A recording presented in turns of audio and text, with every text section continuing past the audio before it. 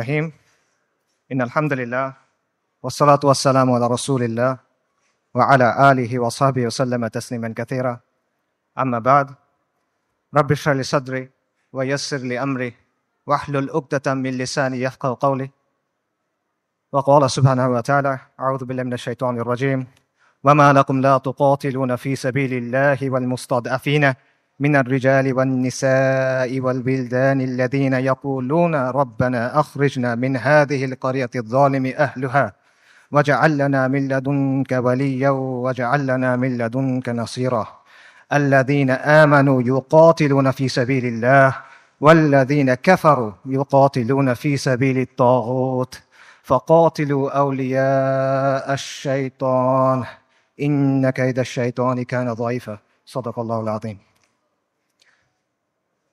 আমরুল মুমিনিন সাইয়েদনা উমর ইবনুল খাত্তাব রাদিয়াল্লাহু আনহুমা আজমাইনের খিলাফতের সময়কার কথা।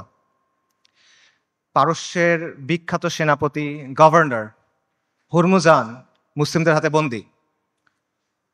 তাকে উমর ইবনুল খাত্তাবের সামনে আনা হইল। ওমর রাদিয়াল্লাহু তখন ব্যস্ত, বিভিন্ন জায়গায় তিনি মুসলিম সেনাবাহিনীকে পাঠাচ্ছেন। তিনি হুরমুজানকে প্রশ্ন করলেন যে আমরা মুশরিকদের ভূমিতে অভিযান পাঠাচ্ছি, এ ব্যাপারে তোমার কি মতামত? জবাবে হরমুজান বলল, এই ভূমি এবং এই ভূমিগুলার অধিবাসীদের অবস্থা হলো একটা পাখির মতো। পাখির দুইটা ডানা, দুইটা পা, একটা মাথা। একটা ডানা ভেঙে ফেলবেন আর একটা ডানা থাকবে। দুটা ডানা ভেঙে ফেলবেন, পায়ের উপর ভর দিয়ে থাকবে। কিন্তু যদি মাথা কেটে ফেলেন তাহলে আর কোনো কিছু কোনো কাজে আসবে না।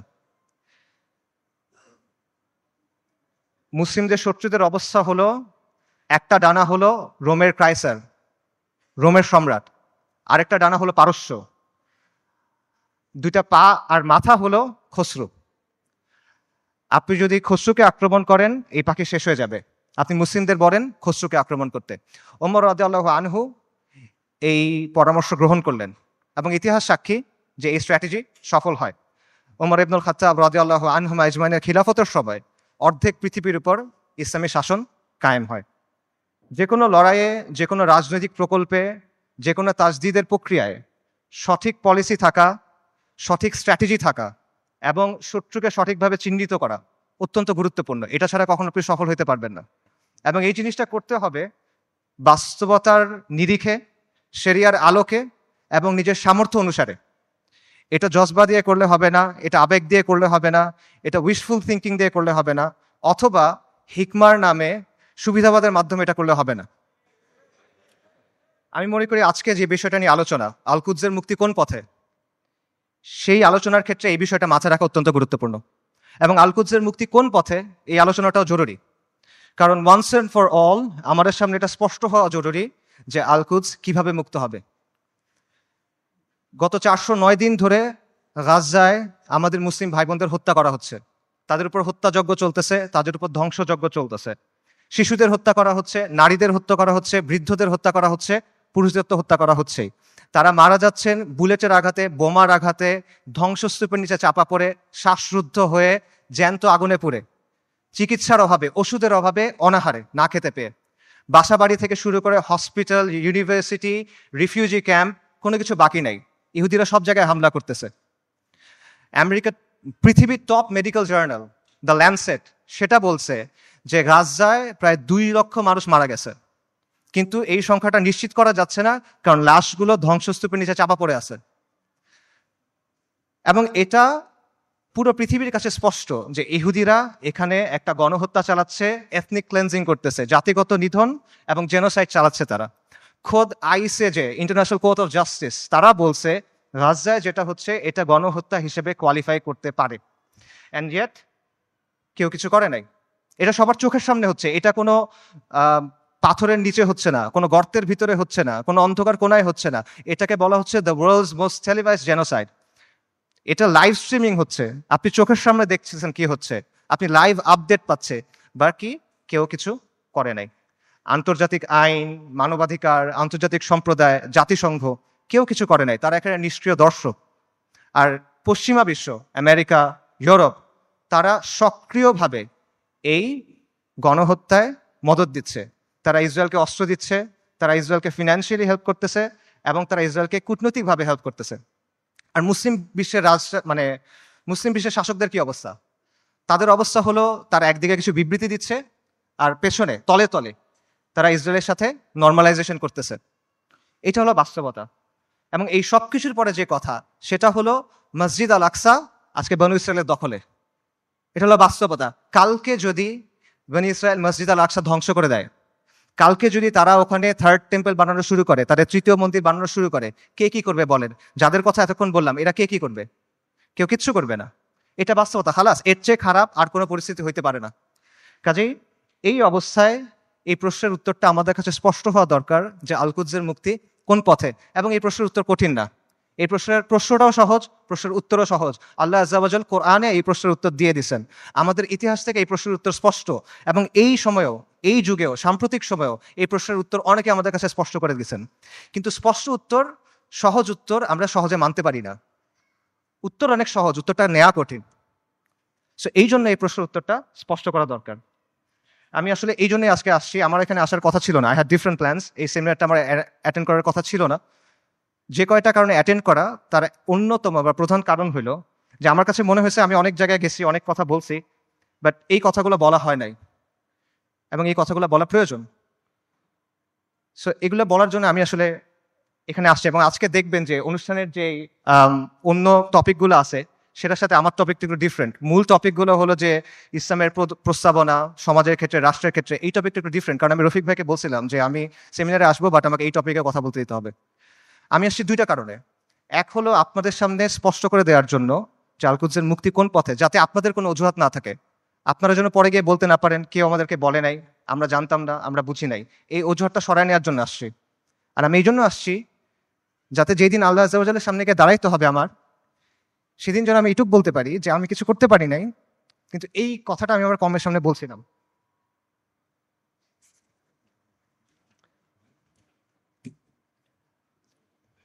আল কুদসের মুক্তি কোন পথে, এই আলোচনাটা ঢুকার আগে কয়েকটা বিষয় একটু ক্লিয়ার করা দরকার। একটা বিষয় হলো যে শত্রুর নির্মমতা বা শত্রুর নিষ্ঠুরতা, এটা আসলে এখানে মূল সমস্যা না। কারণ এর চেয়েও নির্মম, এর চেয়েও নিষ্ঠুর ঘটনা আমাদের ইতিহাসে ঘটছে, এই উম্মার সাথেই ঘটছে। প্রথম ক্রুসেডের কথা চিন্তা করেন, যখন ক্রুসেডাররা জেরুজালেম দখল করে নিল 1099 সালের জুলাইয়ের 15 তারিখ, আজকে থেকে 925 বছর আগের কথা। খ্রিস্টান ইতিহাসবিদরা লিখছে যে তারা এমনভাবে ম্যাসাকার করছে যে রাস্তায় কিছু কিছু জায়গায় পায়ের গোলারি পর্যন্ত মানুষের রক্ত ছিল, আর কিছু কিছু জায়গায় রক্ত ছিল হাঁটু পর্যন্ত, মুসলিমদের রক্ত। এবং তারা জেরুজালেম পর্যন্ত যাওয়ার সময় যতগুলো শহর পার হয়েছে প্রত্যেকটা শহরে ম্যাসাকার করছে, রেপ করছে, লুট করছে, আর্সন করছে, আগুন লাগাই দিছে। এবং এখানেই শেষ না, তারা ক্যানিবালিজম করছে। ক্যানিবালিজম বুঝেন? মানুষের মাংস খাওয়া। এটা ঐতিহাসিকভাবে প্রমাণিত। সিরিয়ার উত্তর পশ্চিমে একটা শহর আছে আল মারাতুন নুমান। এই শহরে 1098 সালে খ্রিস্টান হিস্টোরিয়ানদের লেখার মধ্যে আসে যে তারা মুসলিমদের লাশ সিদ্ধ করে খাইছে, বড়দের লাশ, প্রাপ্তবয়স্কদের লাশ, এবং শিশুদের লাশ স্পিড রোস্ট করছে। স্পিড রোস্ট মানে বোঝেন? একটা বড় লোহার শিক থাকে, সেই শিকের মধ্যে একটা জন্তুকে এফোর ওফর করা হয়, মনে করেন একটা কবুতর বা একটা মুরগি। তারপর এটা আগুনের উপর ঝুলানো হয় শিকটা, তারপর এটা ঘুরানো হয়, তখন আগুনটা ঝলসায় মাংসটা রান্না হয়। আপনারা অনেক সময় দেখবেন যে গ্রিল চিকেন এভাবে রান্না করে। এইভাবে মুসলিমদের শিশুদের রান্না করে খাইছে। আমি বানায় বলতেছি না। ক্যানিবলস অ্যান্ড ক্রুসেডার্স একাডেমিক পেপার আছে, খুঁজে দেখেন, সেখানে প্রাইমারি সোর্স দেওয়া আছে, 12টা খ্রিস্টান সোর্স থেকে এটা প্রমাণিত। এই ঘটনা আমাদের সাথে ঘটছে। তাতারদের কথা চিন্তা করেন, বলা হয় যে মঙ্গলরা যখন বাগদাদ আক্রমণ করছিল 40 দিন পর্যন্ত মুসলিমদের হত্যা করছে। দজলা নদীর পানি লাল আর কালো হয়ে গেছে। লাল হলো মুসলিমদের রক্তে, কালো হলো সবকিছু পুরাই দিছে, ছাই গিয়ে নদীর পানিতে মিশছে, পানি কালো হয়ে গেছে। নবী সাল্লাল্লাহু আলাইহি ওয়াসাল্লামের সময়ের কথা চিন্তা করেন, খাব্বাব ইবনে আরাদ রাদিয়াল্লাহু তাআলা আনহু, তিনি রাসূলুল্লাহ সাল্লাল্লাহু আলাইহি ওয়াসাল্লামের সাথে এসে যখন কথা বলতেছেন, রাসূলুল্লাহ বলতেছেন যে তোমাদের আগে এমন উম্মাত ছিল যাদের হাড় থেকে মাংস লোহার চিরুনি দিয়ে আলাদা করা হয়েছে, তাদের মাথা থেকে দ্বিখণ্ডিত করা হয়েছে, এবং সাহাবীদের উপর তো অনেক অত্যাচার নির্যাতন হয়েছে, এটা আমরা জানি। কাজেই অত্যাচার নির্যাতন এটা এখানে মূল ইস্যুটা না। আমার কথা ভুল বুঝবেন না, আমি বলতেছি না যে আমাদের গাজ্জার ভাই বোনরা তারা যেই কুরবানি করতেছেন, যে কষ্ট করতেছে, আমি এটা ডাউন প্লে করতেছি না। I am saying this just to put this things into perspective. মানে বিষয়টা বোঝা যে এইটা আগে ঘটেনি এমন না, এইরকম ঘটনা আগেও ঘটছে। সমস্যা এখানে না, সমস্যা অন্য জায়গায়। সমস্যাটা হলো যে ক্রুসেডারদের সময় যখন আগ্রাসন হয়েছে, তাতারদের সময় যখন আগ্রাসন হয়েছে, তখন মুসলিমরা ক্রুসেডারদের সামরিক শক্তিকে সমীহ করত। তারা তাতারদের যে হিংস্রতা, এটা নিয়ে কনসার্ন ছিল, কিন্তু ওদের নিয়ে ফ্যাসিনেশন ছিল না, তাদের নিয়ে মুগ্ধতা ছিল না। আপনি তাদের লেখা যদি পড়ে দেখেন, দেখবেন যে ক্রুসেডের সময় যেসব মুসলিম হিস্টোরিয়ানরা লিখছেন, তারা ক্রুসেডারদের নিয়ে মজা করতেছে যে তাদের কাজকর্ম এমন কেন, তাদের বিশ্বাস এমন কেন, তাদের কালচার এমন কেন। তাতারদের সময় একটা বিখ্যাত ঘটনা আছে, অনেক আলেমদের আলোচনায় শুনবেন, যে হুলাকু খানের মেয়ে, বলা হয় হুলাকু খানের মেয়ে, তাতারদের নেতার মেয়ে বাগদাদ শহরে বের হয়েছে। সে একজন আলেমকে দেখছে, তাকে গিয়ে প্রশ্ন করতেছে, এই তোমাদের কোরআনে না লেখা আছে আল্লাহ তোমাদের বিজয়ী করবেন, আল্লাহ তোমাদের কর্তৃত্ব দিবেন, তোমরা সম্মানিত হবা? আর এটা কোরআন তো ভুল, কারণ আমরা তোমাদের উপরে কর্তৃত্ব করতেছি, তোমরা আমাদের অধীনস্থ। তখন সেই আলেম বলছেন যে রাখাল যখন ভেড়া নিয়ে যায়, তখন সাথে কিছু কুকুর নিয়ে যায়, গার্ড ডগস। কেন নেয়? কারণ ভেড়া যখন পাল থেকে বের হয়ে যায়, তখন কুকুর ছেড়ে দিতে হয়, কুকুরের ধাওয়া খেয়ে ভেড়াগুলো আবার পালে ফেরত আসে। তোমরা তাচাররা হলো এই কুকুর। আল্লাহ তোমাদেরকে পাঠাইছেন কারণ আমরা দিন থেকে সরে গেছি। তোমাদের ধাওয়া খেয়ে আমরা দিনের দিকে যখন ফিরবো, তখন যিনি তোমাদের ছাড়ছেন তিনি তোমাদের আবার বেঁধে ফেলবেন। সুবহানাল্লাহ। আন্ডারস্ট্যান্ডিংটা খুব ক্লিয়ার। তাদের মধ্যে অনুশোচনা ছিল, দুঃখ ছিল, কিন্তু কোনো কনফিউশন ছিল না, শত্রুকে নিয়ে মুগ্ধতা ছিল না। তারা এটা ক্লিয়ার ছিল যে আমরা দিন থেকে সরছি, এই জন্য আজকে আমাদের এই অবস্থা, আমাদের দিনে ফেরত আসতে হবে। কিন্তু আমাদের আজকের কি অবস্থা? আমাদের অবস্থাটা কমপ্লিটলি ডিফারেন্ট। যারা আমাদেরকে হত্যা করতেছে, যারা আমাদের উপর আগ্রাসন চালাচ্ছে, তাদের নিয়ে আমাদের মধ্যে মুগ্ধতা কাজ করে, তাদের নিয়ে আমাদের মধ্যে ফ্যাসিনেশন কাজ করে, এবং আমরা মনে করি যে আমরা আরো বেশি করে কুফারের মতো হইতে হবে, আমাদের কুফারের অনুকরণ করতে হবে, তাহলে মনে হয় আমরা জিততে পারবো, তাহলে মনে হয় আমাদের দুরবস্থা যাবে। এবং আমরা মনে করি যে কুফারের যে তন্ত্রমন্ত্র আছে, কুফারের যে বাদ মতবাদ আছে, এগুলোর মাধ্যমে মনে হয় দিনের খেদমত হবে। আমরা এটা চিন্তা করতেছি। এগুলো কেন হচ্ছে? কারণ শত্রুর দিন নিয়ে আমাদের মধ্যে মুগ্ধতা আছে, আর আমাদের দিন নিয়ে আমাদের মধ্যে আছে হীনম্মন্যতা। ইবনু খালদুন একটা কথা বলছেন যে the vanquish always imitates the victor. যারা পরাজিত জাতি, তারা সবসময় বিজয়ী জাতির অনুকরণ করে। এক্স্যাক্টলি সেম জিনিসটা এখানে হচ্ছে। ক্রুসেডের সময়, মঙ্গলদের আগ্রাসনের সময় আমরা সামরিক এবং রাজনৈতিকভাবে পরাজিত ছিলাম, কিন্তু আদর্শিকভাবে পরাজিত ছিলাম না। এখন আমরা সামরিক, রাজনৈতিকভাবে পরাজিত, আমরা আদর্শিকভাবে পরাজিত, আমরা মনস্তাত্ত্বিকভাবে পরাজিত। এই কারণে সহজ যে উত্তর, সহজ যে সমাধান, এটা আমরা গ্রহণ করতে পারি না। আল-কুদসের মুক্তি কোন পথে হবে? আল-কুদসের মুক্তি হবে জিহাদের মাধ্যমে, কিতালের মাধ্যমে, তরবারির ধারালো অগ্রভাগ দিয়ে আল-কুদস মুক্ত হবে, আর কোনো কিছু দিয়ে হবে না। আল্লাহ আযজা ওয়া জাল কোরআনে বলছেন আল-কুদসের জন্য আপনার করণীয় কি?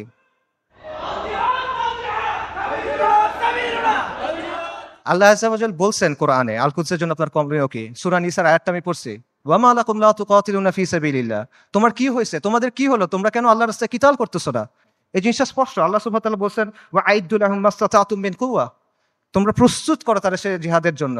আল্লাহ সুবহানাহু ওয়া তাআলা বলছেন ওয়া কাতিলুহুম হাত্তা লা তাকুনা ফিতনা, ওর সাথে কিতাল করো যতক্ষণ পর্যন্ত ফিতনা দূরীভূত না হয়। এটা স্পষ্ট।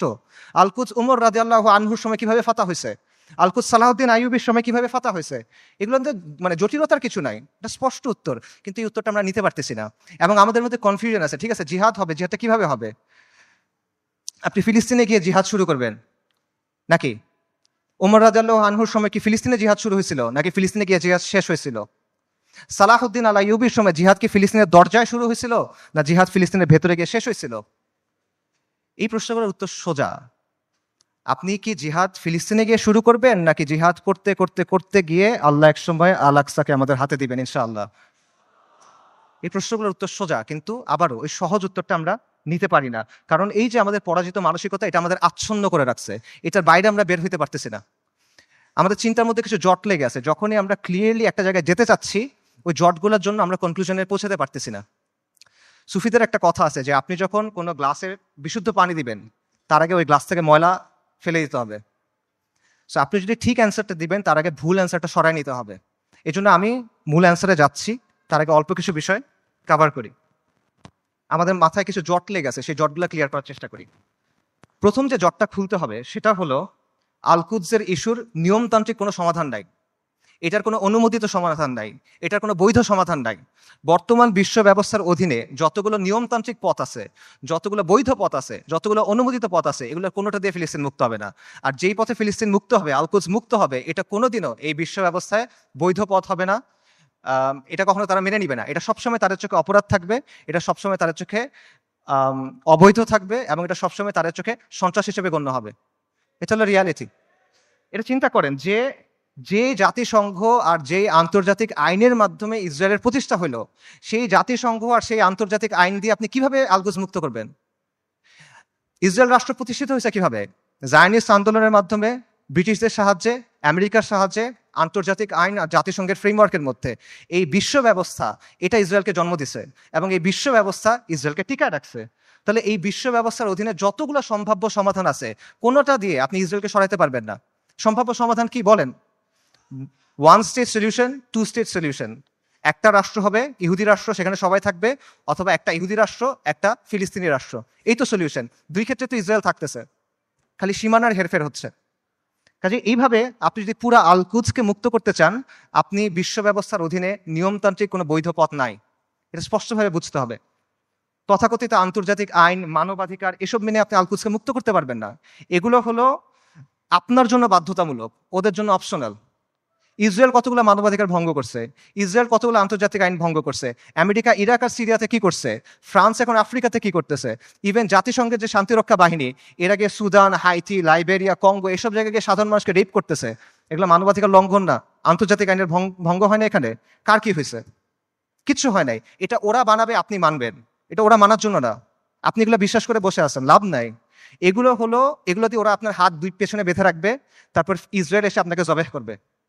এরা আমাদেরকে নারী অধিকারের কথা বলবে, শিশু অধিকারের কথা বলবে, মানবাধিকারের কথা বলবে, পর্দার সমালোচনা করবে, নিকাবের সমালোচনা করবে, শরিয়ার সমালোচনা করবে। তারপর আমাদের বইয়ের মধ্যে এলজিবিটি ঢুকাবে।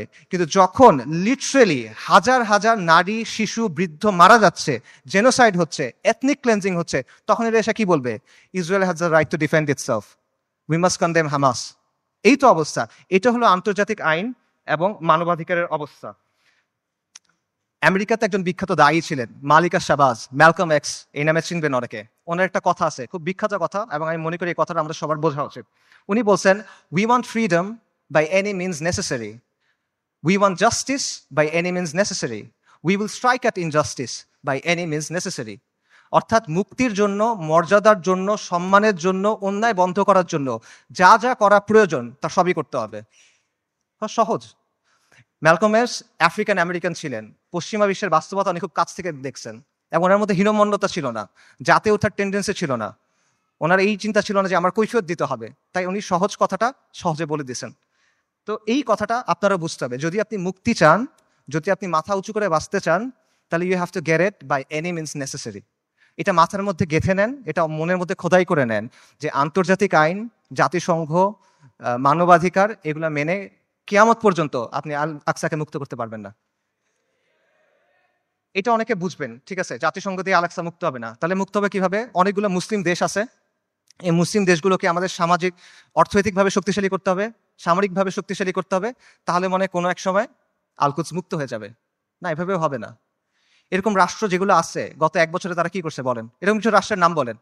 ইউএই, কাতার, সৌদি আরেবিয়া, তুরস্ক, এরা এই রাস্তাতেই আছে, তাই না? আচ্ছা, তারা কি করছে বলেন?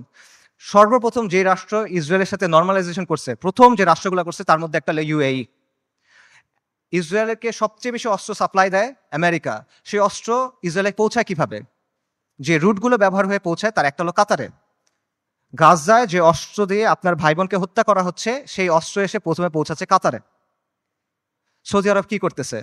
একদিকে পেছনে নর্মালাইজেশনের চেষ্টা করতেছে, আরেকদিকে মরুভূমির মধ্যে কনসার্ট হচ্ছে।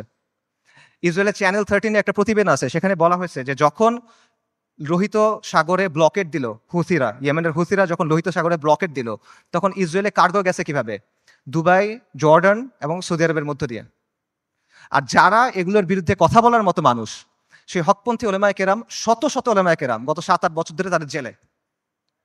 আর তুরস্কের কথা আপনি বলবেন, মানে তুরস্কের অনেক রেটরিক আছে, অনেক কথা তুরস্কের বিরুদ্ধে বললে অনেকে মন খারাপ করেন।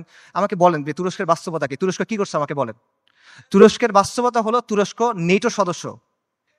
তুরস্কের বাস্তবতা হলো তুরস্কের মিলিটারি IDF এর সাথে জয়েন্ট মিলিটারি এক্সারসাইজ করে। সো আপনি যদি মনে করেন যে এইটার মাধ্যমে হবে, এটা আসলে অবাস্তব চিন্তা ভাবনা। এই রাষ্ট্রগুলো, এই শাসনগুলো আন্তর্জাতিক বিশ্ব ব্যবস্থার অংশ, এগুলোর সাথে আপোষ করে তারা টিকে থাকে। এবং আধুনিক মুসলিম রাষ্ট্রগুলো, তথাকথিত মুসলিম রাষ্ট্রগুলোর যে শাসন ব্যবস্থা, এটা হলো ঔপনিবেশিক শাসন ব্যবস্থার ধারাবাহিকতা। আমাদের এখানে ইসলামী শাসন ছিল, ফিরিঙ্গিরা এসে তাদের শাসন ব্যবস্থা চাপায় দিছে, এখন এই রাষ্ট্র এবং এই শাসকরা সেটাই কন্টিনিউ করতেছে। এটা হলো রিয়ালিটি। কাজে বিশ্ব ব্যবস্থা যদি দুর্বল হয়, এই শাসকদের মস্তক কেঁপে উঠবে। এবং বিশেষ করে আরবের যে রাজতন্ত্রগুলো আছে বা মনার্কিগুলো আছে, তারা ক্ষমতায় আছে এবং টিকে আছে প্রথমে ব্রিটেনের সাথে আপোষ করার মাধ্যমে, এখন আমেরিকার সাথে আপোষ করার মাধ্যমে। এগুলো বাস্তবতা, এই বাস্তবতা অস্বীকার কোনো সুযোগ নেই, এগুলো ঐতিহাসিকভাবে প্রমাণিত সত্য কথা। কাজেই এরা কখনোই এমন কোনো কাজ করবে না যেটা এই বিশ্ব ব্যবস্থার বিরুদ্ধে চায়। তারা যদি আন্তরিকভাবে চায়ও, তাহলে তারা এটা করতে পারবে না। তারা অ্যাট বেস্ট এটা ম্যানেজ করতে পারবে, এবং এটি তারা চেষ্টা করে ম্যানেজ করা, যে 2 লক্ষ মানুষ মারা গেছে, আমরা একটা বিবৃতি দিব, এইটুকুই তারা করবে। এইটাই ম্যানেজ করার চেষ্টা করবে তারা। কাজেই এটা সত্য, মুসলিমদেরকে অর্থনৈতিকভাবে শক্তিশালী হতে হবে, রাজনৈতিকভাবে শক্তিশালী হতে হবে, সামরিকভাবে শক্তিশালী হতে হবে, কোনো প্রশ্ন নাই, কিন্তু পরাধীন অবস্থায় না। আমরা মনে করি আমরা স্বাধীন হয়েছি, আমরা স্বাধীন হই নাই, আমরা এখনো পরাধীন অবস্থায় আছি। পরাধীন অবস্থায় আপনার জিডিপি যত হোক, আপনার রাস্তা যত সুন্দর হোক, আপনার দেশে যত স্কাইস্ক্রেপার থাকুক, ইট ডাজন্ট ম্যাটার। আপনি পরাধীন, ওই টাকা আপনার হাতে নাই, ওই অস্ত্র আপনার হাতে নাই, ওই শক্তি আপনার হাতে নাই। সো এই বিষয়টা বুঝতে হবে যে আপনি আগে মুক্ত হইতে হবে, তারপরে এই শক্তি। এবং এখানে আরেকটা পজিশন আছে, অনেকে যেটা মনে করেন যে ঠিক আছে, জাতিসংঘ দিয়ে হবে না, মুসলিম রাষ্ট্র দিয়ে হবে না, কিন্তু মুসলিম সেনাবাহিনীগুলো দিয়ে হবে। এই সেনাবাহিনীগুলো, বিশেষ করে আরবের যে সেনাবাহিনীগুলো আছে, ফিলিস্তিনের কাছাকাছি যে সেনাবাহিনীগুলো আছে, এরা হয়তোবা সাহায্য করবে। এবং আপনারা দেখবেন যে যখনই এই ম্যাসাকারগুলো হয়, ইসরায়েল তো পিরিয়ডিক্যালি এটা করে, কিছুদিন পরপরই এটা হয়, তখনই এরকম হ্যাশট্যাগ থাকে, যেমন আর্মিস টু আলাক্সা, যে আর্মিগুলাকে আলাক্সাকে মুক্ত করবে। এটা অবাস্তব চিন্তা ভাই। আমি আপনাকে ইয়েমেনের তাগুত আলী আবদুল্লাহ সালের একটা কথা বলি। আলী আবদুল্লাহ সালে একবার বলছে একটা সাক্ষাৎকারে, যে এইসব আর্মির কাজ হলো মানুষকে দমন করা। যদি জনগণ আমার বিরুদ্ধে বিদ্রোহ করে, আমি আর্মি দিয়ে জনগণকে দমন করব। এর বাইরে এদের আর কোনো কাজ নাই, এটা শোর জন্য। জনগণকে রক্ষা করা এই সেনাবাহিনীর কাজ না। এটা হলো আলী আবদুল্লাহ সালের কথা। সে একটা মিথ্যাবাদী, কিন্তু সে এখানে সত্য বলছে। এটি হলো বাস্তবতা। আপনি দেখেন যে এই আর্মিগুলোকে প্রশিক্ষণ দেওয়া হয়েছে, অস্ত্র দেওয়া হয়েছে, অর্থায়ন করেছে কেন? এই আরব শাসকদের মসনদ টিকায় রাখার জন্য এবং মুসলিমদের পায়ের নিচে রাখার জন্য, ইসলামকে দমন করার জন্য। এটা হলো বাস্তবতা। এবং এই আর্মিগুলো আসলে যাবে কেমনে আলাক্সা পর্যন্ত বলেন তো? ইসরায়েলের চারপাশে যে দেশগুলো আছে, এগুলো তো ইসরায়েলকে রক্ষা করতেছে। আপনি যাবেন কেমনে ওখানে? আপনি তো বাংলাদেশ থেকে যেতে পারবেন না ওখানে, তাই না? আপনার ওই জায়গার থেকেই ওখানে যেতে হবে। তো তারা যাবে এটা কেমনে? এবং যখন আপনি যে বলতেছেন এই আর্মিগুলো ক্ষমতা নিবে বা তারা কাজ করবে, এগুলো তো অলরেডি হয়েছে, এটার বাস্তবতা আমরা দেখছি। মিশরে কি হয়েছে জামাল আব্দুল নাসেরের সময়? জামাল আব্দুল নাসের ইখওয়ানুল মুসলিমিন বা মুসলিম ব্রাদারহুডের সাথে একটা ওয়াদা করছিল, কোরআনের উপর হাত রেখে সে ওয়াদা করছে যে মুসলিম ব্রাদারহুড রাস্তায় আন্দোলন করবে, রাজপথে আন্দোলন করবে, জনমত গঠন করবে। জামাল আব্দুল নাসের আর তার বন্ধুরা সেনাবাহিনীর মধ্যে কু করবে, সামরিক অভ্যুত্থান করবে। তারপর তারা ক্ষমতায় যাবে, ক্ষমতায় গিয়ে কোরআনের শাসন প্রতিষ্ঠা করবে। কোরআনের উপর হাত রেখে ওয়াদা করছে, কু হয়েছে, মুসলিম ব্রাদারহুড তার ওয়াদা পূর্ণ করছে, সে ক্ষমতায় গেছে, ক্ষমতায় গিয়ে কি করছে? গায়রুল্লাহর আইন দিয়ে শাসন করছে, মুসলিম ব্রাদারহুডকে জবে করছে। উস্তাদ সাইদ কুতুব রাহিমুল্লাহ সহ অনেক মানুষকে তারা শহীদ করে দিছে। এটা হলো বাস্তবতা। এরা যখন আসে তখন কি করে, এটা চোখের সামনে আসে। কাজেই আরব রাষ্ট্রগুলো বা এই রাষ্ট্রগুলোর যে শাসন ব্যবস্থা, যে শাসকরা আছে, এরা হলো ইসরায়েলের ঘনিষ্ঠতম মিত্র। আর এই বাহিনীগুলো হয় ইসরায়েলের বর্ডার গার্ড অথবা জাতিসংঘের ভাড়াটের সৈন্য। এটা হলো বাস্তবতা। সো এদেরকে দিয়ে আপনি ফিলিস্তিন মুক্ত করবেন, এটা ডিলিউশন ভাই। এবার আসেন ইরানের কথায়। আমরা অনেকে মনে করি যে ইরান ফিলিস্তিনকে মুক্ত করবে। আল-কুদসের মুক্তি ইরানের মূল উদ্দেশ্য না। ইরানের মূল উদ্দেশ্য হলো মধ্যপ্রাচ্যে শিয়াদের যে ক্ষমতা, এটা বৃদ্ধি করা, শিয়া অ্যাক্সিস বলে যেটাকে। এবং এটা সে করবে অ্যাট ইয়োর কস্ট। একটা কথা আছে গেম থিওরিতে, জিরো সাম গেম, যে তার শক্তি যত বাড়বে আপনার শক্তি তত কমবে। এটা বাস্তবতা।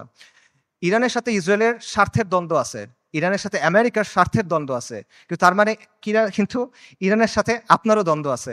যে ইরান আজকে ফিলিস্তিনের মুক্তি করার জন্য বুলি আওড়াচ্ছে, তারাই আজকে সিরিয়াতে আহলুস সুন্নাহ ওয়াল জামাকে হত্যা করতেছে, তারাই আজকে আহওয়াজে আহলুস সুন্নাহ ওয়াল জামাকে হত্যা করতেছে, তারা ইরাকে আহলুস সুন্নাহ ওয়াল জামাকে হত্যা করছে, এখন নির্যাতন করতেছে।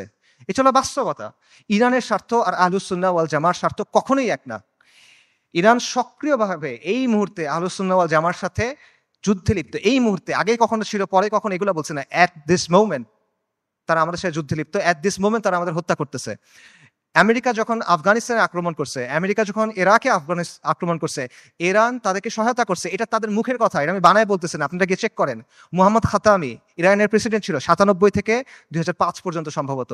তার একটা বক্তব্য আছে যে তালিবানের বিরুদ্ধে আমরা আমেরিকাকে সাহায্য করছি, স্পষ্ট বক্তব্য আছে তাদের, এগুলো লুকোছাপার কিছু না। এবং সবচেয়ে বড় যে বিষয়টা ইরানের ব্যাপারে সতর্ক হওয়ার সবচেয়ে বড় কারণ হলো যে তাদের সাথে আমাদের আকীদার দ্বন্দ্ব আছে, তাওহীদের ব্যাপারে দ্বন্দ্ব আছে। তারা আল্লাহর উলুহিয়াত, আল্লাহর রুবুবিয়াত, আল্লাহর সিফাতের ব্যাপারে শিরক করে। তারা আমাদের মা আয়েশা রাদিয়াল্লাহু তাআলা আনহার ব্যাপারে জঘন্য কথা বলে, যেটা কোনোদিন কিয়ামত পর্যন্ত মানা সম্ভব না আমাদের পক্ষে। তারা সাহাবায়ে কেরাম রাদিয়াল্লাহু তাআলা আনহুম আজমাইনকে তাকফির করে, এটা কোনোদিন পর্যন্ত মানা সম্ভব না। এগুলো কোনো ফুরুই বিষয় না ভাই, এই জিনিস মেনে আপনি কোনো কিছু করতে পারবেন না। আল্লাহ আল কুদসকে এই শিরকের সাথে এই করে আপনি মুক্ত করতে পারবেন না। ইরানকে আপনার দেখতে হবে ক্রুসেডের সময়ে উবাইদি সাম্রাজ্যের মতো করে। ক্রুসেডের সময়ে একটা সাম্রাজ্য ছিল উবাইদি সাম্রাজ্য, এটাকে আপনারা অনেকে ফাতেমি খিলাফত নামে চিনেন। এরা আকীদাতে ছিল ইসমাইলি শিয়া, মানে ইমামি শিয়াদের চেয়েও খারাপ, বাতেনি এরা ইসমাইলি শিয়া। তারাও জেরুজালেমকে মুক্ত করার কথা বলতো, তারাও ঐক্যের কথা বলতো, কিন্তু ইতিহাস খুলে দেখেন তাদের ভূমিকা কি ছিল, আহলুস সুন্নাহর সাথে তাদের ভূমিকাটা কি ছিল, এটা ইতিহাস খুলে দেখেন। এবং এটা শুধু তখন না, এখনো এবং এর আগেও ছিল এরকমই। কাজেই ইরানকে আপনার উবাইদিদের একটা আধুনিক সংস্করণ হিসেবে দেখতে হবে। তবে credit where credit is due, ইরানের কিছু অর্জন আছে যেটা আমাদের নাই, এটা আপনার স্বীকার করতে হবে। শিয়া স্বার্থের জন্য গত 4 দশকে ইরান যেটা করতে পারছে কোনো সুন্নি শক্তি সেটা এখনো করতে পারে নাই, এটা বাস্তবতা। শিয়াদের আছে একটা রাষ্ট্র আছে, তাদের একটা জিওপলিটিক্যাল প্রজেক্ট আছে। মধ্যপ্রাচ্যে আহলুস সুন্নাহর এরকম কোনো কিছু এখনো নাই। বৈশ্বিকভাবে ফিলিস্তিন ইস্যু ব্যবহার করে ইরান প্রতিরোধের একটা রেটরিক তৈরি করছে, এক ধরনের সফট পাওয়ার তৈরি করছে, এটা আমরা তৈরি করতে পারি নাই। এগুলো বাস্তবতা, এই ক্রেডিট তাকে আপনি দেন, এই অর্জন স্বীকার করেন, কোনো সমস্যা নাই। কিন্তু এই রেটরিকে মজে গিয়ে আপনি মনে করেন না যে তারা হলো উম্মার অগ্রসেনারী, আপনি মনে করেন না যে সে এসে আপনার সহযোগী হবে। এটা যদি আমরা মনে করি তাহলে এটা ভুল হবে, এবং এই ভুলের মাসুল আমাদের দিতে হবে। আরেকটা বিষয় মাথায় রাখেন, সেটা হলো আল কুদস পবিত্র, এটা ইসলাম ছাড়া আর কোনো কিছু দিয়ে মুক্ত হবে না। বাংলাদেশে একটা দল আছে জাসদ, জাতীয় সমাজতান্ত্রিক দল। 80-র দশকে এই দলের অনেক মানুষ ফিলিস্তিনে গেছিল লড়াই করতে, আপনারা জানেন কিনা আমি জানি না। মেজর জলিলের নাম শুনছেন, উনি জাসদের সাথে ছিল, ওনার মাধ্যমে অনেকে তখন সেখানে গিয়ে লড়াই করছিল। এই যে ইয়াসির আরাফাতদের যে দল ছিল পিএলও, এটার সাথে তারা ওখানে গিয়ে লড়াই করছিল, এগুলো ডকুমেন্টেড। তো এই জাসদ বা এই পিএলওর হাতে আল্লাহ কখনো আল কুদসের মুক্তি দিবেন না। মূলহিত কমিউনিস্ট সেকুলারিস্ট ন্যাশনালিস্টদের হাতে আল্লাহ আল কুদসকে দিবেন না। আল কুদস মানে কি? আল কুদস মানে পবিত্র, পবিত্র জিনিস মানুষ আল্লাহ অপবিত্রদের হাতে দিবেন না, অসম্ভব। যেই বিজয় আল্লাহ প্রথমে দিচ্ছেন আল ফারুকের কাছে রাদিয়াল্লাহু আনহু, যেই বিজয় আল্লাহ দিচ্ছেন সালাহউদ্দিনের কাছে, এটা আল্লাহ কোনো কমিউনিস্টকে দিবেন না, এটা আল্লাহ কোনো জাতীয়তাবাদীকে দিবেন না। এটা যদি মুক্ত হয় এটা ইসলামের নামে মুক্ত হবে। যতদিন পর্যন্ত ইসলামের নাম না আসবে, এটা যদি আপনি বাহ্যিকভাবে মনে হয় মুক্ত হয়েছে, তাও এটা আসলে মুক্ত হবে না। এবং এখানে এটাও বুঝেন যে ফিলিস্তিনের মানুষরা নিজে নিজে আল কুদসকে মুক্ত করতে পারবে না। ঠিক আছে, আমরা সবাই ফিলিস্তিনে জিহাদ সমর্থন করি, সবাই সমর্থন করে, এটা কমিউনিস্টরাও সমর্থন করে, কিন্তু ফিলিস্তিনের মানুষ নিজেরা, গাজার মানুষ খালি গাজাতে লড়াই করতেছে, আল কুদস মুক্ত হবে না। পশ্চিম তীরের মানুষ শুধু পশ্চিম তীরে লড়াই করতেছে, ফিলিস্তিন মুক্ত হবে না, এটা সম্ভব না। উমর রাদিয়াল্লাহু আনহুর সময় আবারও চিন্তা করেন, ইতিহাসের কথা চিন্তা করেন, ফিলিস্তিন কি ভেতর থেকে মুক্ত হয়েছিল না বাইরে থেকে গিয়ে মুক্ত করা হয়েছিল? সালাহউদ্দিন আর আইয়ুবের সময় চিন্তা করেন, ফিলিস্তিন ভেতর থেকে মুক্ত হয়েছিল না বাইরে থেকে গিয়ে মুক্ত করা হয়েছিল? বাইরে থেকে মুক্ত করতে হবে। এক্স্যাক্টলি এখন আপনার তাই করতে হবে, বাইরে থেকে যোদ্ধা বাহিনী গিয়ে ফিলিস্তিনকে মুক্ত করে আনতে হবে। কিন্তু এখানে সমস্যাটা হলো যে বাইরে থেকে যে যারা যাবে তারা যাবেটা কিভাবে? ইসরায়েল একটা 4-5 লেয়ারের সিকিউরিটি কমপ্লেক্সের ভেতরে বসে আছে। সহজ করে বলি, ইসরায়েল যেতে হলে আপনার 4টা বা 5টা পাহাড় টপকাইতে হবে। এভাবে চিন্তা করেন, মনে করেন আফ্রিকার কোনো অঞ্চলে আপনি টাইম মেশিনে করে সালাউদ্দিন আল আইয়ুবী এবং নুরুদ্দিন জিঙ্গি রাহিমাহুমুল্লাহ তাদেরকে নিয়ে আসলেন, তাদের বাহিনীকে নিয়ে আসলেন, তাদেরকে অত্যাধুনিক অস্ত্র দিলেন এবং তাদের একটা মিশন দিলেন, তোমাদের কাজ হলো আবার জেরুজালেম মুক্ত করো, আগে একবার করছিলে আবার করো। তারা যদি এই কাজটা করতে চায়, তাদের কে কে বাধা দিবে চিন্তা করেন। প্রথমে ওইখানকার তথাকথিত মুসলিম শাসক বাধা দিবে, তাদের বাহিনী বাধা দিবে, সেই শাসকদের কিছু অনুগত নামধারী আলেম থাকবে, তারা বাধা দিবে, তারা বলবে এরা খারিজি, তারা বলবে এরা তাকফিরি, তারা বলবে এরা উগ্র, তারা বলবে এরা বাঘি। এগুলো বলে অনেকে মাইন্ড করেন, এগুলো বাস্তবতা, আপনারা ভিডিও দেখেন। মিশরের এক বিখ্যাত মুফতি, নাম বললে সবাই চিনবেন, এই বিখ্যাত মুফতি বলছে যে অক্টোবর 7 তারিখ যে আক্রমণ করা হয়েছে এটা খারিজিদের মতো আক্রমণ হয়েছে, এবং এটা যাদের সামনে বলছে সেই তরুণরা তাকে ভয়ঙ্কর অ্যাগ্রেসিভ একটা স্লোগান দিছে, তখন গালি দিছে বেসিক্যালি, আমি বলতে চাচ্ছি না, আপনাকে ইউটিউবে খুঁজে দেখেন, এগুলো বাস্তবতা। প্রথমে ওই শাসকরা এবং তার বাহিনীরা তাদেরকে বাধা দিবে, তারপর তাদের অনুগত নামধারী আলেমরা, হকপন্থী আলেম অবশ্যই না, নামধারী আলেমরা বাধা দিবে। তারপর কি হবে? তারপর আন্তর্জাতিক বিশ্ব আসবে, এসে স্যাংশন দেওয়ার চেষ্টা করবে, নিন্দা প্রস্তাব জানাবে। তারপর যদি কোনোভাবে তারা আগাইতে পারে, তাদের গিয়ে মোকাবেলা করতে হবে কাদের সাথে? ইসরায়েলকে ঘিরে রাখা আরব দেশগুলা এবং সেগুলোর শাসক এবং সেগুলোর সেনাবাহিনীর সাথে। এগুলো যদি আপনি ক্রস করেন, তখন আপনার লড়াই করতে হবে আমেরিকার সাথে, তারপর আপনি ইসরায়েলের সাথে ফাইট করতে পারবেন, তার আগে না। এটা হলো বাস্তবতা। আজকে যদি কোনো সুন্নি রাজনৈতিক শক্তি তৈরি হয়, মনে করেন উত্তর পূর্ব আফ্রিকাতে কোনো সুন্নি দল ইসলামী ইমারত কায়েম করলো, তারা এখন আলকুদস পর্যন্ত যাইতে চায়, তাদেরকে এই 4-5টা পাহাড় টপকায় ওখানে যেতে হবে। কাজেই আলকুদসের মুক্তির যে ইস্যু, এটা কোনো নির্দিষ্ট অঞ্চলের ইস্যু না, এটা কোনো লোকাল ইস্যু না, এটা একটা গ্লোবাল ইস্যু। এটার সম্পর্ক পুরো বিশ্ব ব্যবস্থার সাথে। এবং আপনি চিন্তা করে দেখেন যে ইসরায়েল রাষ্ট্র অস্তিত্ব আসলো কিভাবে। 1947 সালে যখন দ্বিতীয় বিশ্বযুদ্ধ শেষ হইল, যখন মিত্রবাহিনী যুদ্ধে জিতলো, যখন আমেরিকার নেতৃত্বে নতুন বিশ্ব ব্যবস্থা তৈরি হইল, তখন ইসরায়েল রাষ্ট্রের জন্ম হয়েছে। কাজেই যেই আলকুদস দখল হওয়ার সাথে ইসরায়েল রাষ্ট্র প্রতিষ্ঠিত হওয়ার সাথে সম্পর্ক এই বিশ্ব ব্যবস্থার। কাজে আপনি যদি আলকুদসকে মুক্ত করতে চান, আপনি যদি ইসরায়েলের মোকাবেলা করতে চান, এই বিশ্ব ব্যবস্থাকে আপনার পরাজিত করতে হবে। এর সহজ কোনো উপায় নেই আসলে। আর যখন আপনি বিশ্ব ব্যবস্থাকে চেঞ্জ করতে যাবেন, ওটা কিরকম হবে? এটাকে একটা নিট অ্যান্ড ক্লিন প্রক্রিয়া হবে? সহজ প্রক্রিয়া হবে না, একটা রক্তাক্ত প্রক্রিয়া হবে, ব্রুটাল প্রক্রিয়া হবে। পরিবর্তন যত বেশি হয়, সেটা তত বেশি প্রক্রিয়াটা, পদ্ধতিটা তত বেশি রুক্ষ হয়, তত বেশি কঠিন হয়। এটা হলো বাস্তবতা। পৃথিবীর ইতিহাসে কোনো পলিটিক্যাল সিস্টেমের পরিবর্তন শান্তিপূর্ণভাবে হয় নাই। পলিটিক্যাল সিস্টেম, আপনি একটা ওয়ার্ল্ড সিস্টেমের কথা বলতেছেন, ওয়ার্ল্ড অর্ডারের কথা বলতেছেন, এটা শান্তিপূর্ণভাবে হবে না। কিন্তু আমরা এভাবেই চিন্তা করি।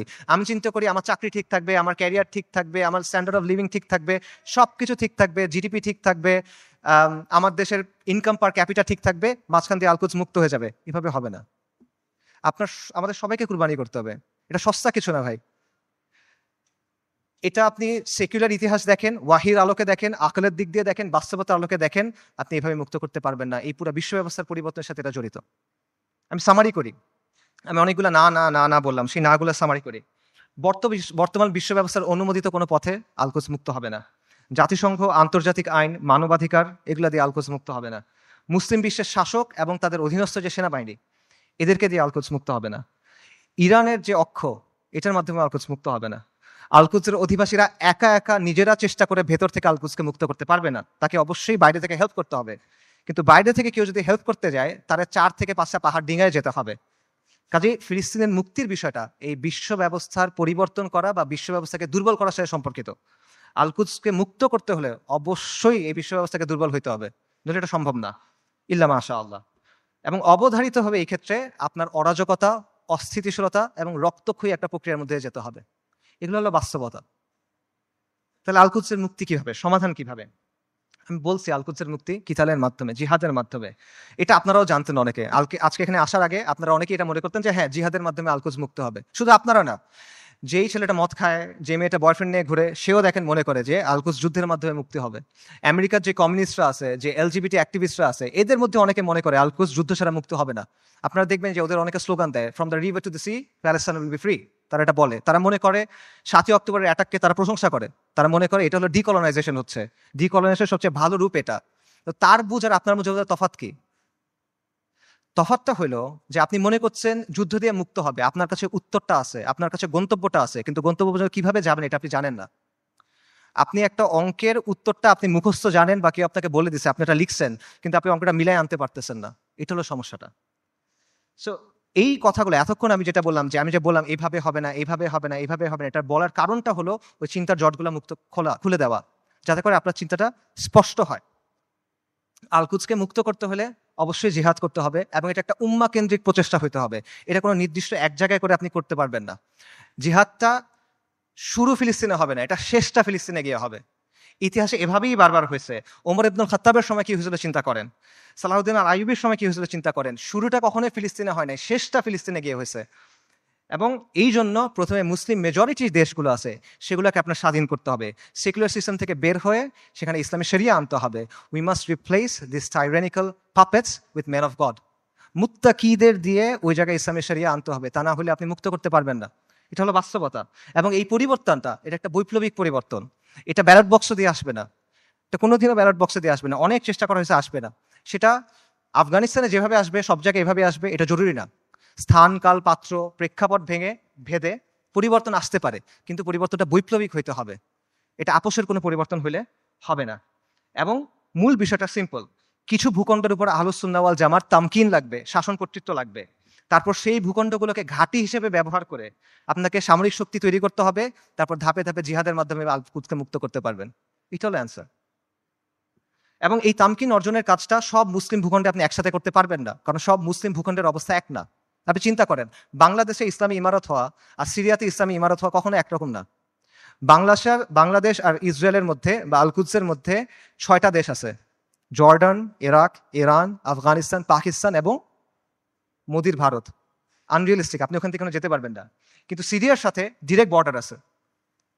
কাজেই এই বাস্তবতা বুঝতে হবে যে কোন জায়গায় ফোকাস করতে হবে, কোনভাবে কাজ করতে হবে। তবে মূল সমাধান ওই জায়গাতেই, যেটা আমি আবারও বলতেছি, আল কুদসের নিকটবর্তী মুসলিম ভূখণ্ডে তামকিন অর্জন করতে হবে, শাসন কর্তৃত্ব অর্জন করতে হবে। তারপর সেগুলোকে কেন্দ্র হিসেবে ব্যবহার করে সামরিক শক্তি বৃদ্ধি করতে হবে। তারপর ধাপে ধাপে জিহাদের মাধ্যমে আল আকসার দরজায় গিয়ে পৌঁছাতে হবে। এটা আপনাদের অনেকের কাছে মনে হতে পারে যে ফ্যান্টাসি, আপনাদের অনেক কাছে মনে হতে পারে যে এটা অনেক কঠিন একটা সলিউশন, কিন্তু এটাই সবচেয়ে প্র্যাগম্যাটিক সলিউশন। এবং এটার উদাহরণ ইতিহাস থেকে আছে। আমি আবারও বলতেছি, উমর রাদিয়াল্লাহু আনহুর সময় চিন্তা করেন কিভাবে মুসলিমরা আল আকসা মুক্ত করছিল। প্রথমে মদিনার উপরে শাসন কর্তৃত্ব তামকিন, তারপর জাজিরাতুল আরবের উপরে, তারপর সিরিয়ার কিছু অঞ্চলে, তারপর আল আকসায়। সালাউদ্দিন আইয়ুবীর সময় কিভাবে হয়েছে, সিরিয়ার কিছু অঞ্চলে, তারপর মিশরে, তারপর আল আকসায়। এভাবেই হয়েছে। এবং আপনি যদি বলেন যে এটা তো ঠিক আছে, অনেক আগে হয়েছে, বর্তমান সময়ে এভাবে হবে কিনা, বর্তমান সময়েও হবে। আপনার সামনে উদাহরণ আছে। ইরানের কথা চিন্তা করেন। ইরানের ব্যাপারে আমরা বলছি যে ইরানের মাধ্যমে এটা মুক্তি হবে না, ইরানের স্বার্থ আমাদের স্বার্থ এক না, ইত্যাদি। বাকি গত 1 বছরে কেউ যদি ইসরায়েলের সাথে কিছু লড়াই করে থাকে, 2-1টা গুলিও করে থাকে, এটা কে করছে? ইরানই তো করছে। তো এই যে প্রতিরোধ করার সামর্থ্য, এটা সেটা অর্জন করলো কিভাবে? তারা 3টা বা 4টা জায়গাকে ব্যবহার করে এটা করছে। একটা হলো তেহরান মানে ইরান, একটা হলো লেবাননে হিজবুল্লাহ বা হিজবুল শয়তান, একটা হলো ইয়েমেনে হুথিরা, আর একটা হলো ইরাকে তাদের যে মিলিশিয়াগুলো আছে আল বদর ব্রিগেড। এর মাধ্যমে তো তারা এটা করছে। তো এই শক্তিটা তারা তৈরি করছে কিভাবে? নিয়মতান্ত্রিক ভাবে করছে। আমাদের অনেক ভাই একই সাথে নিয়মতান্ত্রিক পদ্ধতির ফ্যান, আবার তারা ইরানেরও ফ্যান। এই জিনিসটা সায়েন্স আমি এখনো বুঝতে পারি নাই। ইরানের এই ক্ষমতাটা তৈরি হয়েছে কিভাবে? 79-এ একটা বিপ্লবের মাধ্যমে খোমেনি ক্ষমতায় আসছে। তারপর 80-র দশকে তারা লেবাননে গিয়ে IRGC, যেটা ইসলামিক রেভলিউশনারি গার্ড কর্পস, ঠিক আছে, ইরানের যেটা, তারা গিয়ে লেবাননের যে শিয়া ফ্যাকশনগুলো ছিল সেগুলোকে একত্রিত করছে, তাদেরকে প্রশিক্ষণ দিছে, তাদেরকে ট্রেনিং দিছে। এইটা পরবর্তী থেকে হিজবুল্লাহতে পরিণত হয়েছে। এবং হিজবুল্লাহ কি কোনো নিয়মতান্ত্রিক দল? এটা একটা ডেজিগনেটেড টেররিস্ট অর্গানাইজেশন। খুঁজে দেখেন ইয়েমেনে হুথিরা কিভাবে তৈরি হয়েছে। হুথিদেরকে গিয়ে অর্থ দিছে, প্রশিক্ষণ দিছে, অস্ত্র দিছে কারা? ইরান। হুথিরা কি ডেজিগনেটেড টেররিস্ট দল? সো এই বাস্তবতা আপনার চোখের সামনে আছে। এবং এটা কোনোটা কিন্তু নিয়মতান্ত্রিক মাধ্যমে হয় নাই। এরা শক্তির মাধ্যমে ক্ষমতায় আসছে, শক্তির মাধ্যমে জায়গা করে দিছে এবং নিজেদের পলিটিক্যাল এজেন্ডা দিয়ে তারা করছে। আমি বলতেছি না রাফিদারের মাধ্যমে ফিলিস্তিন মুক্ত হবে, আমি আবারও ক্লিয়ার করতেছি। আমি জাস্ট আপনাদের এক্সাম্পল দিচ্ছি যে কিভাবে বর্তমান সময়েও এই প্রসেস কাজ করে, কিভাবে তামকিন অর্জনের পরে ধাপে ধাপে আপনি শক্তি অর্জন করতে পারবেন এবং এর প্রতিরোধ করার ক্যাপাসিটি অর্জন করতে পারবেন। এবং এটার আরো অনেক উদাহরণ আছে। বিশ্ব ব্যবস্থাকে চ্যালেঞ্জ করে কিউবা টিকে নাই, বিশ্ব ব্যবস্থাকে চ্যালেঞ্জ করে নর্থ কোরিয়া টিকে নাই, ল্যাটিন আমেরিকার বিভিন্ন রেজিম বিভিন্ন সময় টিকে ছিল না। উদাহরণ শিয়ারদের কাছ থেকে নেওয়ার দরকার নাই, আপনি পারস্য বিজেতা উমর ইবনুল খাত্তাবের কাছ থেকে উদাহরণ নেন, আপনি আহলুস সুন্নাহ ওয়াল জামার গর্ব নুরুদ্দিন সিংহি, সালাউদ্দিন আইয়ুবীর কাছ থেকে উদাহরণ নেন, সমস্যা নাই তো। তারা সবাই কি করছে দেখেন, যেই কথাটা আমি বলছি তারা সবাই এটাই করছে। তারা প্রথমে একটা জায়গায় তামকিন অর্জন করছেন, শাসন কর্তৃত্ব অর্জন করছেন, তারপর সামরিক শক্তি বৃদ্ধি করছেন, তারপর ধাপে ধাপে আল কুদস পর্যন্ত গেছেন জিহাদ করতে করতে। এটার বাইরে আর কোনো প্র্যাগম্যাটিক সলিউশন নাই। এটাই সবচেয়ে বাস্তবসম্মত পদ্ধতি, এটাই সবচেয়ে টাইম টেস্টেড পদ্ধতি, এটা হিস্টোরিক্যালি প্রুভেন পদ্ধতি, এটা শরিয়া সম্মত পদ্ধতি, এটা আকল সম্মত পদ্ধতি। এটা কঠিন পদ্ধতি, এটা রুক্ষ পদ্ধতি, বিপদ সংকল পদ্ধতি, কোনো ডাউট নাই, এটা সহজ পথ না। কিন্তু সহজ পথ নেওয়ার নাম তো ভাই বাস্তববাদী হওয়া না। বাস্তববাদী হলো যেটা করা প্রয়োজন সেটা করা। আপনি একটা গন্তব্যে যাবেন, একটা সহজ পথ একটা কঠিন পথ, সহজ পথ আপনাকে আরেক জায়গায় নিয়ে যাবে, আপনি ওটা নিলে তো হইল না। আমরা কিন্তু বাস্তববাদিতার নামে অতীতে অনেক পদ্ধতি গ্রহণ করছি, এখনো করে যাচ্ছি। এগুলো আমাদের কি দিছে ভাই? কি অর্জন দিছে আমাদের বলেন? জিল্লতি ছাড়া আমাদের কি অর্জন দিছে বলেন? এবং দিন থেকে আমরা সরে গেছি। আরো এক্সাম্পল দেখেন, চীনের কথা মনে করেন। চীন যে গ্লোবাল সুপার পাওয়ার হয়েছে, কিভাবে হয়েছে ভাই? লিবারাল ডেমোক্রেসি মেনে হয়েছে, মানবাধিকার মেনে হয়েছে। একটা ভায়োলেন্ট রেভলিউশনের মাধ্যমে চাইনিজ কমিউনিস্ট পার্টি শাসন কর্তৃত্ব অর্জন করছে, তামকিন অর্জন করছে। তারপর একটা ওয়ান পার্টি স্টেট বানাইছে, ব্রুটালি শক্ত হাতে শাসন করছে, আজকে সে আমেরিকার কন্টেন্ডার হয়েছে। এটা বাস্তবতা ভাই। চীন, তারা কি বিশ্বাস করতে যে জনগণ সব ক্ষমতার উৎস? চীনের বিপ্লবের যাকে স্থপতি বলা হয়, মাও সেতুং, তার একটা বিখ্যাত উক্তি আছে, সেটা হলো বন্দুকের নল ক্ষমতার উৎস। পাওয়ার comes from the barrel of the gun. এটা বাস্তবতা। এই বাস্তবতা, political power comes from the barrel of the gun, এটা দুনিয়ার বাস্তবতা। আপনি বাস্তবতা বুঝার পরে বাস্তবসম্মত পলিসি নিতে পারেন। এবং আপনাকে ওই যেটা বলছিলাম, এই পলিসি আপনার নিতে হবে বাস্তবতার নিরিখে, শরিয়ার আলোকে এবং নিজের সামর্থ্য অনুসারে, এবং আপনার শত্রুকে আপনার চিনতে হবে। আমরা শুরুতে হরমুজানের কথা বলছিলাম। মুসলিমদের শত্রুদের তুলনা হলো পাখির মতো। পাখির দুটা ডানা, দুটা পা, একটা মাথা। আজকে 1400 বছর পর্যন্ত ডানা একটা ভেঙে ফেলবেন, আর একটা ডানা থেকে যাবে।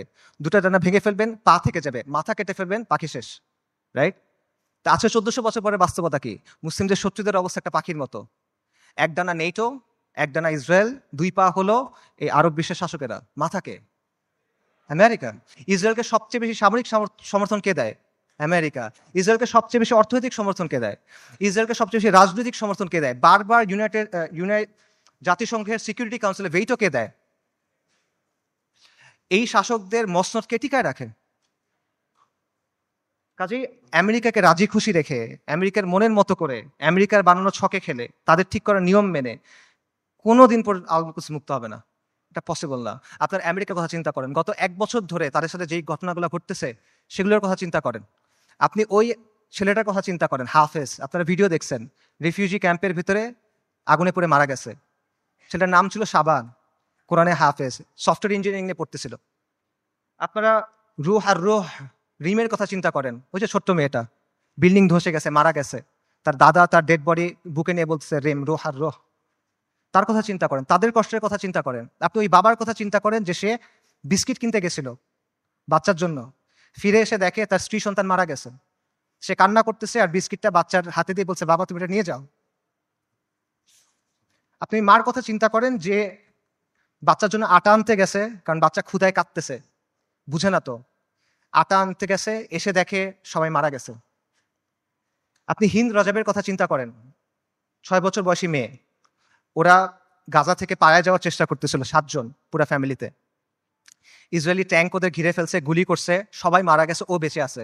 তখন রেড ক্রিসেন্টে ফোন করছে, অডিও কলটা ইউটিউবে আছে, আপনারা শুনতে পারবেন। ও বলছে যে আমাকে তোমরা বাঁচাও, আমার খুব ভয় লাগতেছে। ওর সব পাশে সবাই মারা গেছে, বাবা মা সবাই মারা গেছে, 6 বছর বয়সী একটা মেয়ে।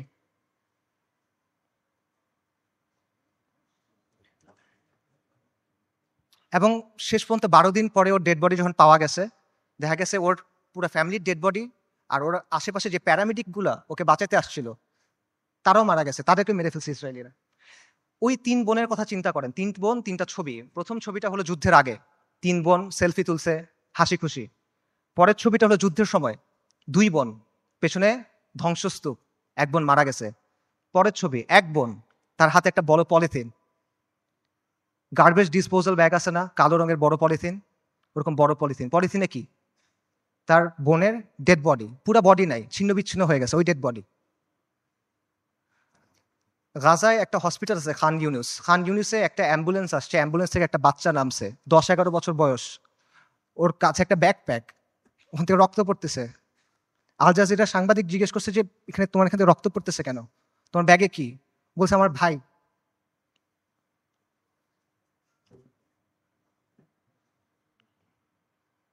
বাচ্চারা, ডাক্তাররা ব্যাগ খুলে দেখছে যে একটা 5 বছর বয়সী বাচ্চার ডেড বডি, পুরা বডি নাই, ছিন্ন বিচ্ছিন্ন বডি।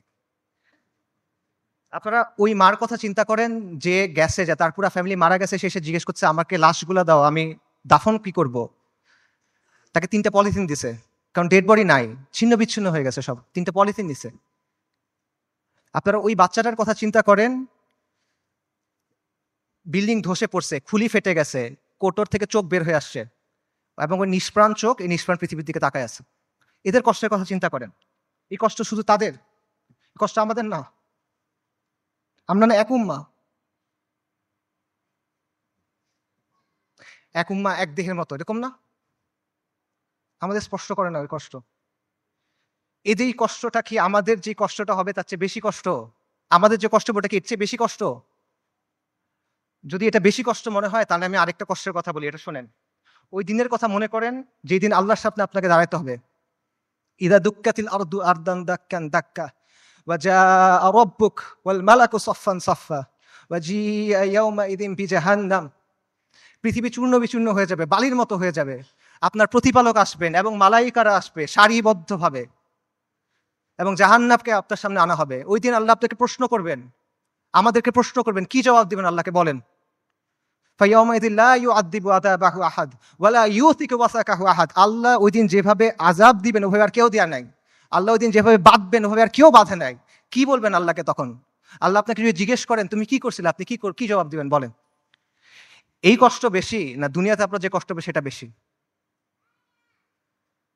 লা ইলাহা ইল্লাল্লাহ। এত কিছুর পরও দেখেন আল কুদসের মানুষ ঈমান, ইস্তিকামাত এবং সবরের কি দৃষ্টান্ত স্থাপন করছে। একজন বৃদ্ধা বলতেছে, আমাদের জান, মাল, সন্তান সবকিছু আল্লাহর জন্য কুরবান। মৃত্যু যদি আল কুদসের জন্য হয় তাহলে এটা সুন্দর মৃত্যু। ইনশাআল্লাহ কিয়ামত পর্যন্ত আমরা রিবাদ করে যাব। এটা সস্তা কিছু না, এটা রাসূলুল্লাহ সাল্লাল্লাহু আলাইহি ওয়াসাল্লামের ইসরা ওয়াল মিরাজের জায়গা। আমরা বাইতুল মাকদিসের অধিবাসীরা প্রস্তুতি আছি, কুরবানি করার জন্য প্রস্তুতি আছে, যত কুরবানি লাগে আমরা করব। ওই বাবার কথা চিন্তা করেন, হাসপাতালে একই দিনে 2 বাচ্চা মারা গেছে, 2 ছেলে মারা গেছে। উনি বলতেছেন আলহামদুলিল্লাহ, এটা জিহাদের ভূমি, এটা রিবাতের ভূমি, আমাদের যা কিছু আছে সব আল্লাহর জন্য। আল্লাহ আমাদের খালেক, উনি আমাদের তৈরি করছেন, উনি আমাদের পাঠাইছেন, উনি নিয়ে যাবেন, ওনার যা খুশি উনি করবেন। আমরা এটাতে খুশি, আমরা এটার উপর সবর করব। বান্দা যখন বিপদের মধ্যে পড়ে, ওলামায়ে কেরাম হাদিসের আলোকে বলছেন যে বান্দা যখন বিপদের মধ্যে পড়ে তখন আল্লাহ এটার মাধ্যমে তার সগীরা গুনাহগুলো মাফ করে দেন অথবা তাকে পরিশুদ্ধ করেন, কারণ আল্লাহ তাকে আখিরাতে বড় পুরস্কার দিতে চান। আমি মনে করি আমাদের গাজার ভাই বোনদের সাথে, ফিলিস্তিনের ভাই বোনদের সাথে এই বিষয়টাই হইতেছে। ইনশাআল্লাহ তাআলা আল্লাহ তাদেরকে জান্নাতুল ফিরদৌস আলার জন্য প্রস্তুত করতেছেন। আমি মনে করি আল্লাহ এই বান্দাদের উপর রাজি খুশি হয়ে যাবেন ইনশাআল্লাহ তাআলা। লক্ষের উপরে শহীদ, আলহামদুলিল্লাহ, এটা উম্মতে মুহাম্মদের গর্ব। আমাদের মৃতরা জান্নাতে ইনশাআল্লাহ, ওদের মৃতরা জাহান্নামে। আল্লাহু মাওলানা ওয়ালা মাওলা লাহুম। ওই বৃদ্ধের কথা চিন্তা করেন যিনি ধ্বংসস্তূপের মাঝখানে দাঁড়ায় বলতেছেন, আমরা আজও এখানে দাঁড়ায় আছি এবং আমরা এখান পর্যন্ত থাকবো। এই ভূখণ্ড বরকতময়, এই ভূখণ্ডের অধিবাসীরা বরকতময়। আমাদের চারপাশে চূড়ান্ত ধ্বংসযজ্ঞ হয়েছে, কিন্তু আমরা তাও এখান থেকে নড়বো না, আমরা আল্লাহর দিন থেকে নড়বো না। আমরা অটল পাহাড়ের মতো, আমরা উজ্জ্বল তারার মতো।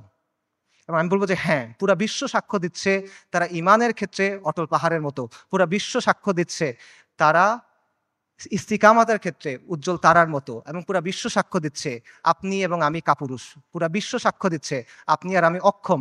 পুরা বিশ্ব সাক্ষ্য দিচ্ছে আপনি আর আমি নিষ্ক্রিয়। ইসরায়েলের এক সোলজারের ভিডিও আছে, সে বলতেছে, ইংলিশে বলতেছে, আমেরিকান জিও। সে বলতেছে আমরা গাজাকে পরিষ্কার করতেছি, আমরা গাজাকে প্রস্তুত করতেছি, কারণ আমাদের রাজা আসবে, আমাদের মাসিহ আসবে, আমরা তাকে মুকুট পরানোর জন্য প্রস্তুত হচ্ছি, আমরা তৃতীয় মন্দির বানানোর জন্য প্রস্তুত হচ্ছি। তাদের মাসিহকে আল মাসিহ আদ-দাজ্জাল।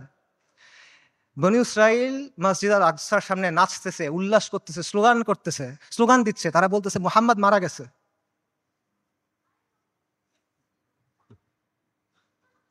আল্লাহুম্মা সাল্লি ওয়া সাল্লিম আলা নবিয়িনা মুহাম্মদ। এটা কি অবস্থা ভাই? এই জিনিসটা মানা সহজ নাকি আল কুদসের জন্য ফাইট করা সহজ? এই পথটা আমাদের কাছে অনেক বেশি কঠিন মনে হইতেছে। কোন পথটা আমাদের কাছে বেশি কঠিন মনে হয় এটা ঠিক করে দিবে যে আমাদের ইমানের অবস্থাটা আসলে কি। নবী সাল্লাল্লাহু আলাইহি ওয়াসাল্লাম তার হাদিসে বলছেন, আমি হাদিসের তর্জমা বলতেছি, ইবনে উমর রাদিয়াল্লাহু তাআলা আনহু থেকে বর্ণিত, রাসূলুল্লাহ সাল্লাল্লাহু আলাইহি ওয়াসাল্লাম বলছেন, যখন তোমরা ইনার পদ্ধতিতে ব্যবসা করবে, গরুর লেজ আঁকড়ে ধরবে, কৃষিকাজে সন্তুষ্ট থাকবে এবং জিহাদ ছেড়ে দিবে, তখন আল্লাহ তোমাদের উপর লাঞ্ছনা এবং অপমান চাপায় দিবেন। সাদাকা রাসূলুল্লাহ। এর চেয়ে বড় লাঞ্ছনা আর এর চেয়ে বড় অপমান কি আছে? আর নবী সাল্লাল্লাহু আলাইহি ওয়াসাল্লাম বলছেন এই অবস্থা ততক্ষণ থাকবে যতক্ষণ না পর্যন্ত তোমরা তোমাদের দ্বীনে ফেরত আসো। সুনান আবু দাউদের হাদিস। আল কুদস জিহাদের মাধ্যমে মুক্ত হবে, কিন্তু এই জিহাদের দরজা কেউ এসে আপনার জন্য খুলে দিবে না। আসমান থেকে ফেরেশতা নেমে এসে আপনার জন্য জিহাদের দরজা খুলে দিবে না। জিহাদের দরজা খুলতে হবে তাওহীদ আর হাদিদের শক্তি দিয়ে, খুলতে হবে না, ভাঙতে হবে। এটা এই রাস্তা আপনি মনে করতেছেন আল কুদস পর্যন্ত আপনার জন্য একটা লাল গালিচা বিধানো রাস্তা তৈরি করে দিবে যে ভাই আমি আল কুদসে গিয়ে জিহাদ করব না। আপনার রক্ত, আপনার হাড়, আপনার মাংস, লাশের শাড়ি, খুলির পাহাড় পার হয়ে আপনার আলাক্সা যাইতে হবে। এটা ছাড়া আর কোনো অপশন নাই। আল কুদসের দাম অনেক বেশি, এটা সস্তা না। বাইতুল মাকদিসের মানুষরা বলে দিছে, আল্লাহ আপনি আমাদের কাছ থেকে নেন, যতক্ষণ পর্যন্ত আপনি খুশি না হন আপনি আমাদের কাছ থেকে নেন, আমরা প্রস্তুত আছি। এই কথাটা যখন আমরা বলতে পারবো এবং এই কথার উপর যখন আমরা আমল করতে পারবো, যখন আমরা বলবো ইয়া আল্লাহ আপনি নেন, ততক্ষণ পর্যন্ত নেন যতক্ষণ আপনি সন্তুষ্ট না হন, তারপর আপনি আমাদেরকে আল আকসা দেন, তখন আল কুদস আপনি মুক্ত করতে পারবেন, আগ পর্যন্ত পাবেন না। আল কুদস এমন এক দুলহান যার মাহার আমাদের রক্ত। আল কুদস এমন এক দুলহান যার মাহার আমাদের রক্ত, মাহার পরিশোধ করা ছাড়া কোনো বিকল্প নাই, কোনো বিকল্প নাই। আল্লাহ আযজা ওয়া জাল্লা আল কুদসকে মুক্ত করার প্রক্রিয়া শামিল হওয়ার তৌফিক দান করেন। আল্লাহ আমাদের তৌফিক দান করেন আল কুদসকে মুক্ত করার। আল্লাহ আমাদের দুনিয়ার ভালোবাসার মৃত্যুকে অপছন্দ করার অসুখ থেকে মুক্ত করে দেন। আল্লাহ আমাদের মসজিদ আল আকসাতে সালাত আদায় করার তৌফিক দান করেন। আল্লাহ আমাদের চোখগুলোকে প্রশান্তি দেন। আল্লাহ আমাদেরকে খাইবারের মতো একটা দিন দেখান। আল্লাহ আমাদের বনু কুরাইযার মতো একটা দিন দেখান। আল্লাহ আমাদেরকে বনু কুরাইযার মতো একটা দিন দেখান। আল্লাহ আমাদের ক্ষমা করে দেন। আল্লাহ আমাদের মাফ করে দেন। আল্লাহ আমাদের নিফাক দূর করে দেন। আল্লাহ আমাদের নিষ্ক্রিয়তা দূর করে দেন। আল্লাহুম্মা মানসুরুল মুজাহিদিন ফি ফিলিস্তিন, আল্লাহুম্মা মানসুরুল মুজাহিদিন ফি গাজ্জা, আল্লাহুম্মা মানসুরুল মুজাহিদিন ফি বিলাদিশ শাম, আল্লাহুম্মা মানসুরুল মুজাহিদিন ফিল ইয়ামান, আল্লাহুম্মা মানসুরুল মুজাহিদিন ফিস সুমাল, আল্লাহুম্মা মানসুরুল মুজাহিদিন ফি কুল্লি মাকান, আল্লাহুম্মা রযুকনি শাহাদাতান ফি সাবিলিক, আল্লাহুম্মা রযুকনি শাহাদাতান ফি সাবিলিক, আল্লাহুম্মা ইন্নী আসআলুকা কাতলান ফি সাবিলিক, আল্লাহুম্মা ইন্নী আসআলুকা কাতলান ফি সাবিলিক, আল্লাহুম্মা ফাশহাদ। এই বক্তব্যে যদি ভালো কিছু থাকে এটা আল্লাহর পক্ষ থেকে, যা কিছু খারাপ, যা কিছু ভুল এটা আমার আর শয়তানের পক্ষ থেকে। ওয়া মা আলাইনা ইল্লাল বালাগ। আসসালামু আলাইকুম ওয়া রাহমাতুল্লাহ।